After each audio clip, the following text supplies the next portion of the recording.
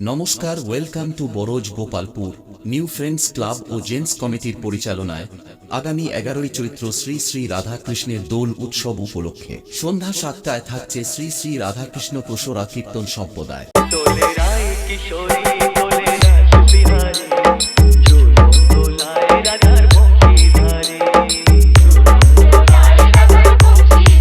বারোই চৈত্র সন্ধ্যাকালীন থাকছে ক্রীড়া প্রতিযোগিতা ও রাত্রিকালীন থাকছে দীপ্ত অনু ডান্স একাডেমি।